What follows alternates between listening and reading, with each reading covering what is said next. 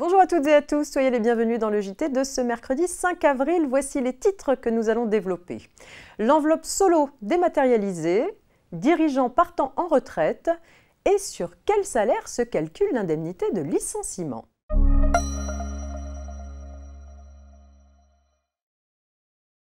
L'enveloppe solo est une enveloppe destinée à faciliter la preuve du contenu et la datation d'une création. Peu contraignant, ce mode de preuve ne confère pas au déposant un droit de propriété intellectuelle sur le contenu déposé, mais il lui permet de donner une date certaine à sa création et ainsi de pouvoir faire valoir cette antériorité en cas de litige. Jusqu'à récemment, il était possible de choisir entre le traditionnel format papier de l'enveloppe solo et la solution en ligne. Depuis le 1er avril 2023, le format papier est supprimé. Dorénavant, seule la version numérique est utilisable. Il faut donc nécessairement recourir au service e-solo proposé par l'Institut national de la propriété intellectuelle, l'INPI. Cette version dématérialisée de l'enveloppe solo procure le même service que l'ancien format papier, moyennant 15 € pour 10 mégaoctets de données et une durée de conservation de 5 ans.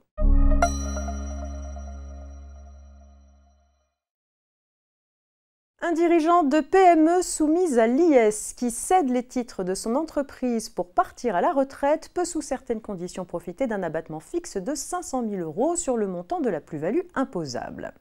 Le dirigeant doit notamment avoir cessé toute fonction dans l'entreprise et fait valoir ses droits à la retraite dans les 2 ans avant ou après la cession. Pour déterminer ce délai, c'est la date d'entrée en jouissance qui est retenue, celle-ci étant fixée pour les personnes relevant du régime général au premier jour du mois suivant le dépôt de la demande.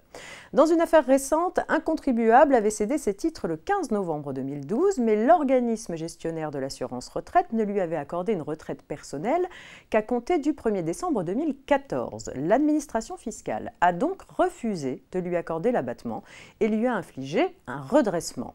Ce surcroît d'impôt a été confirmé par les juges. Ils ont considéré que le dirigeant n'avait pas apporté la preuve qu'il avait déposé un dossier complet le 30 octobre 2014 permettant à l'organisme gestionnaire d'instruire sa demande et de liquider ses droits à la retraite avant le 1er décembre 2014.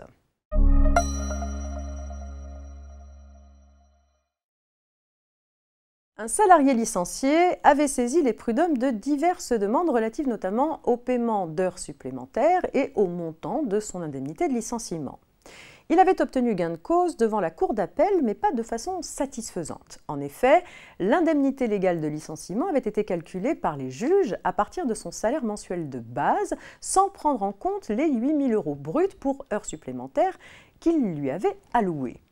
La Cour de cassation en profite pour rendre un arrêt de principe dans lequel elle précise que les indemnités consécutives à la rupture du contrat de travail doivent être calculées sur la base de la rémunération que le salarié aurait dû percevoir et non sur celle de la rémunération qu'il a effectivement perçue du fait des manquements de l'employeur à ses obligations. La Cour d'appel aurait donc dû prendre en compte le rappel d'heures supplémentaires auquel l'employeur a été condamné dans la base de calcul de l'indemnité de licenciement. C'est la fin de cette édition, je vous souhaite une très agréable journée. À demain.